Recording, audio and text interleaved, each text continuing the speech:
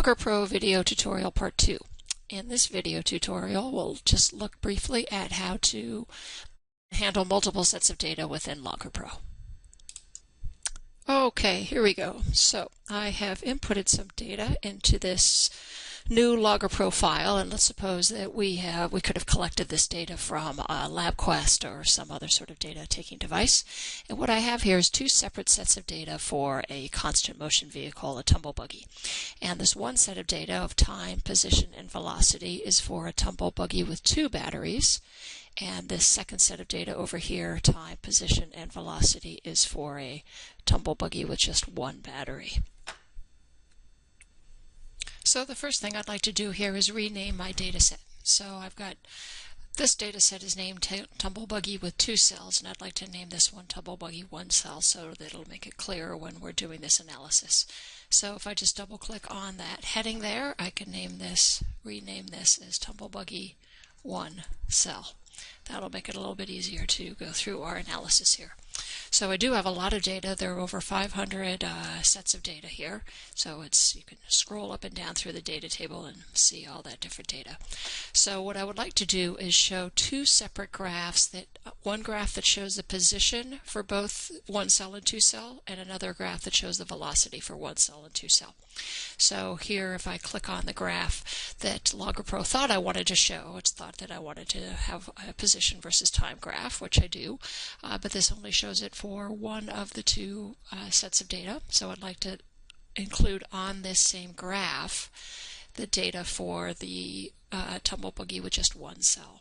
So to do that, I will double click on this graph, which brings up the graph options, and I'm going to click over here to the Axes Options tabs. And within this little box here where it says Y-axis columns is how I deal with multiple data. So you see here that it shows tumble buggy 2 cells, and these are the 3 variables we have: time, position, and velocity. And only the position is checked. And it shows me the symbol I'm using here, which is the open circle red. And what I would like to do is down here it shows me tumble buggy 1 cell. So I'm going to expand this here by clicking on the positive sign.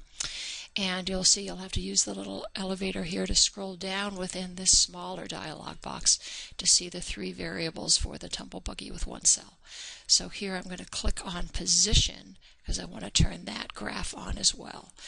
And I might want to change some scaling, but before I do anything else, I'm going to click done and see what this graph looks like.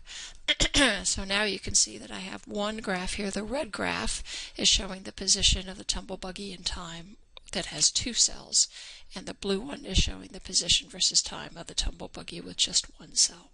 So it's a nice clear set of data.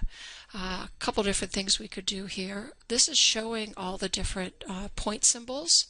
I'm going to double click on the graph again and choose the Graph Options tab, and I'm going to turn off those point symbols because there's so many of them, and instead I'm going to connect the points.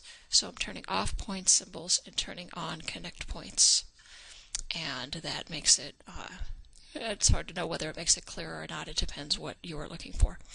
The line is a little bit thin, and let me just show you quickly how you can make that line thicker if you'd like. Under the File pull-down menu and Preferences over here, there's a dialog box that here allows you to display larger text and display the thick graph trace lines. Okay, so that looks kind of nicer to me, especially for here on this video, to have those thick graph lines. Now, the second thing that I would like to do, if I click back on my data table here, I would like to have another graph that compares the velocity of these 2 tumble buggies, but I don't want it to be on the same graph with the same scaling as these position graphs. So I want to add another graph here under Insert, Graph, and it'll plops a graph right in the middle of your desktop, and Logger Pro tries to figure out what type of graph you're looking for. So it makes a velocity versus time graph for me for the tumble buggy with 2 cells. Now a nice little keystroke that's good to remember here is Control R. Control R will fit all the different windows you have into your desktop, which makes it nice. So here I'm now showing a velocity graph for the 2 cells, but I would like to include on that also the velocity graph for the 1 cell. So again, I will double click on this lower graph to bring up the graph options, click over to Axes Options, and here on the y-axis I'm already graphing velocity for Tumble Buggy with 2 cells, and I want to expand this entry here and scroll down, and I'm going to click on just the velocity in this lower graph. So now I'm graphing 2 different velocity variables on that lower graph. One is in blue and one is in red. So the position graph is nice and clear here. You can see the Tumble Buggy with 2 cells is moving obviously at a higher speed and velocity than the Tumble Buggy with 1 cell. It's a little bit harder to see from the scaling on this lower graph. So I'd just like to change that scaling a little bit. And one way to do that is to double click on this graph, this lower graph. And in the y-axis here, I'm going to change this to manual, and I'm going to put in my own values.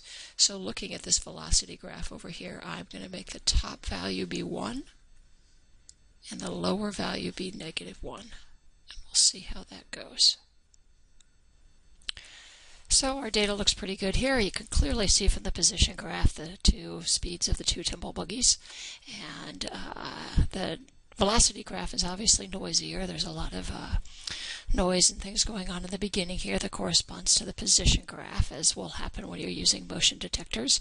But overall, you can see that there's a steady constant velocity for each of these 2 Tumble Buggies. One way to make that a little clearer is to just do a linear fit here. So I'm going to click and drag and highlight data, and when you click and drag like that to do a linear fit or some other kind of curve fit, it will obviously highlight the data in both sets of graphs. So from the Analyze menu, I'm going to choose linear fit, and Logger Pro wants to know which graph I want to choose it for.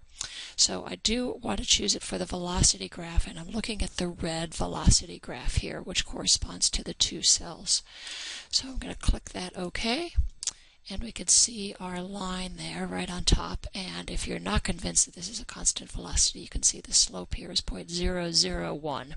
So that's indeed showing a pretty constant velocity. And you can do the same thing for the blue line here. I'm going to click and drag to highlight some data here, because I obviously don't want to fit a line to all of that data, and I only want to start at about this point in time, a little bit after 4 seconds, because that's when my Tumble Buggy gets going here. So again, I'm going to choose Analyze Linear Fit, and this time I'm going to choose it for the blue one, which is the 1 cell Tumble Buggy. Click OK, and that's graphing that lower one, which you can see this one has a slope of 0.0006. Move that box over a little bit. This graph is still a little bunched up. You could do lots of things to change the scaling and try to make it look different. It just depends what it is you're trying to show. So that's how you handle multiple sets of data within Logger Pro.